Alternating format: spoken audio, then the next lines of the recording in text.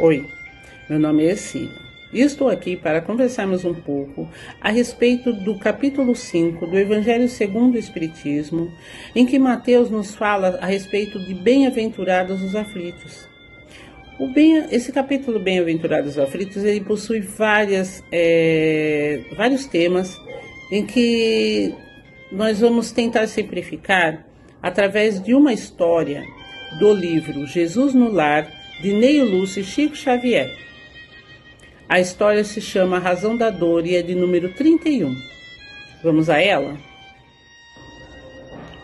A Razão da Dor. Raquel, antiga servidora da residência de Cusa, ergueu a voz para indagar do mestre por que motivo a dor se convertia em aflição nos caminhos do mundo. Não era o homem criação de Deus? Não dispõe a criatura do abençoado concurso dos anjos? Não vela o céu sobre os destinos da humanidade? Jesus fitou na interlocutora o olhar firme e considerou. A razão da dor humana procede da proteção divina. Os povos são famílias de Deus, que, à maneira de grandes rebanhos, são chamados ao aprisco do alto. A terra é o caminho. A luta que ensina e edifica é a marcha. O sofrimento é sempre o aguilhão que desperta as ovelhas distraídas à margem da senda verdadeira. Alguns instantes se escoaram mudos e o mestre voltou a ponderar. O excesso de poder favorece o abuso. A demasia de conforto, não raro, traz o relaxamento e o pão que se amontoa de sobra costuma servir de pasta aos vermes que se alegram no mofo. Reparando, porém, que a assembleia de amigos lhe reclamava explicação mais ampla, elucidou fraternalmente. Um anjo, por ordem do Eterno Pai, tomou à própria conta um homem comum desde o nascimento. Ensinou-lhe a alimentar-se, a mover os membros e os músculos, a sorrir, a repousar e a asilar-se nos braços maternos. Sem afastar-se do protegido dia e noite, deu-lhe as primeiras lições da palavra e em seguida orientou-lhe os impulsos novos, favorecendo-lhe o ensejo de aprender a raciocinar, a ler, a escrever e a contar. Afastava-o hora a hora de influências perniciosas ou mortíferas, de espíritos infelizes que o arrebatariam por certo para o sorvedouro da morte. Soprando-lhe os pensamentos, ideias iluminadas aos clarões do infinito bem, através de 1000 modos de socorro imperceptíveis, garantiu-lhe a saúde e o equilíbrio do corpo.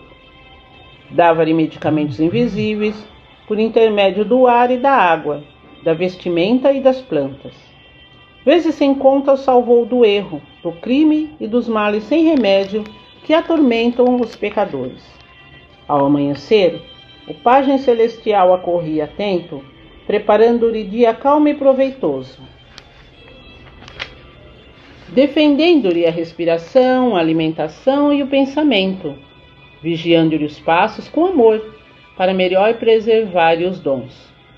Ao anoitecer, postava-se-lhe à cabeceira, amparando-lhe o corpo contra o ataque de gênios infernais, aguardando-o com maternal cuidado para as doces instruções espirituais nos momentos de sono.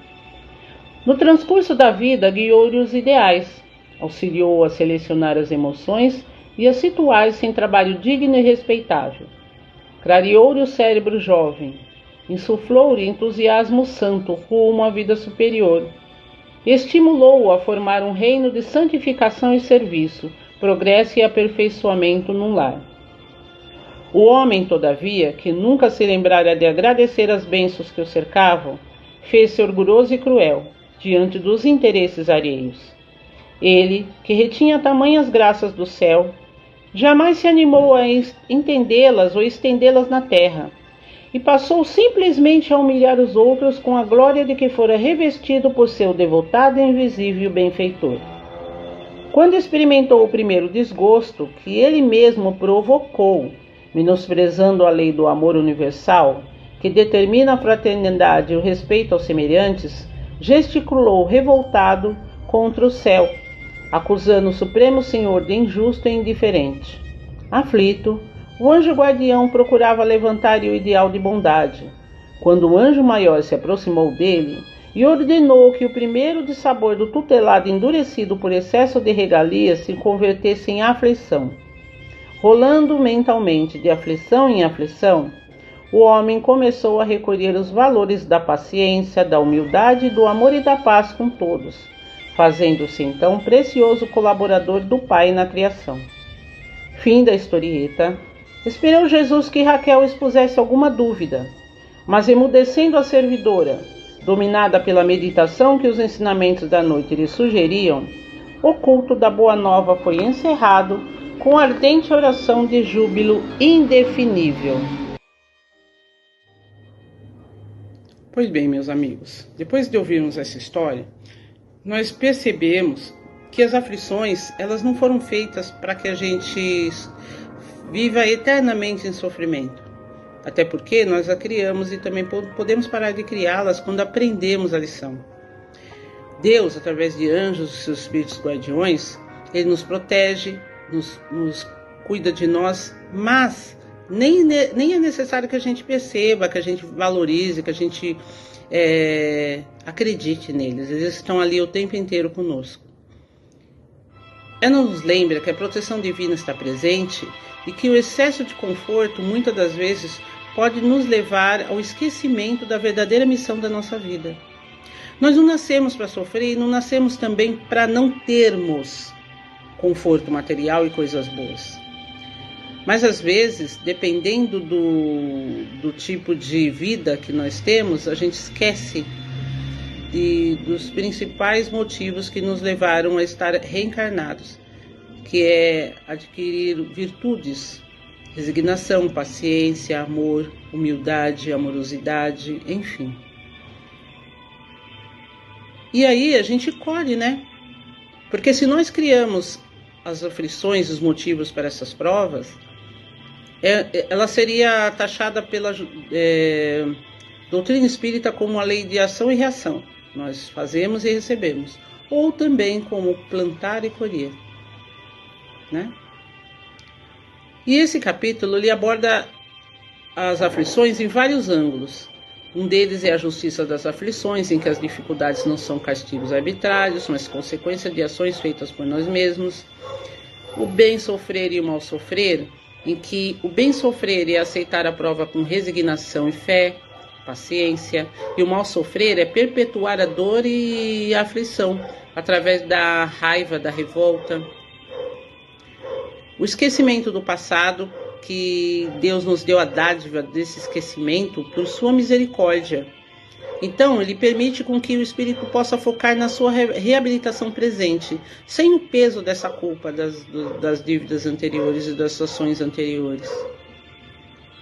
A consolação, em que diz que a misericórdia divina é imensa, e ela se cumpre pela esperança de uma vida futura, aliviando o fardo e dando sentido à nossa dor.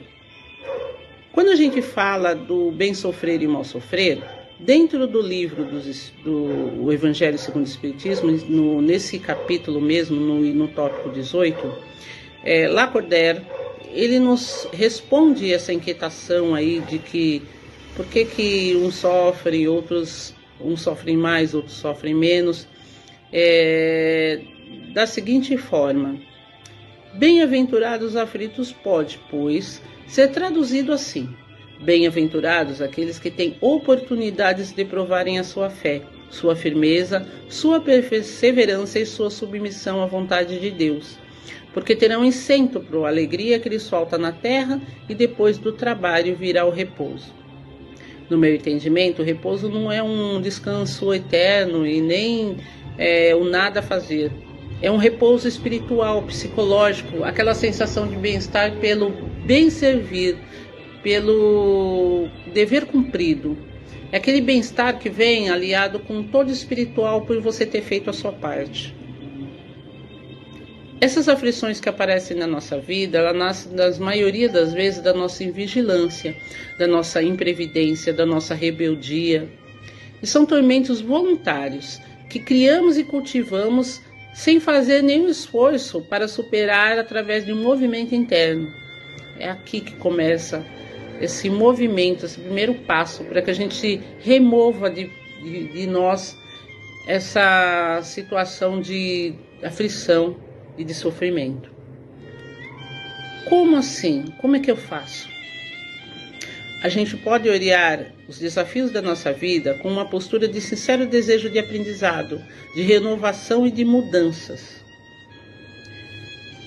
Esse capítulo também, ele nos fala que todos nós somos diferentes um do outro, portanto, agimos diferente um do outro.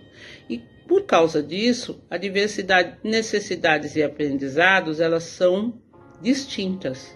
Cada pessoa tem suas próprias lições e desafios. O que parece injusto para um pode ser necessário para o crescimento do outro. A riqueza ou pobreza material não define o valor espiritual de uma pessoa. E para finalizar, o Espiritismo ensina que a Terra é um planeta de provas e expiações. As desigualdades são parte das provas e oportunidades de aprendizados. Eu reitero muito essa frase, sabe por quê? Porque é isso o cerne das aflições e também de sairmos dela. O importante é entendermos que o estado de espírito é o esforço da melhoria, a melhoria que parte de dentro de nós e reverbera para as pessoas que estão ao nosso redor. O objetivo do sofrimento na Terra, no mundo ainda que é o nosso de expiações e provas, é o burilamento do espírito, elevando-o da fome e sede material para a fome e sede de justiça e sabedoria espiritual. Quando a gente tiver essa fome, saciá-la através de novas atitudes, de novos pensamentos e novos sentimentos, nós vamos melhorar esse mundo, vamos melhorar a nós mesmos e vamos ter um mundo mais saudável, mais feliz e menos aflitivo e com menos provas. Eu espero ter auxiliado nessa reflexão. Ela tem muitos pontos aos quais eu informei anteriormente que podem ser interpretados, nós podemos trabalhá-los, conversá-los, aprender um com o outro. E eu estou muito feliz de poder estar conversando com vocês a respeito desse tópico. Um abraço no coração de todos e até uma próxima oportunidade.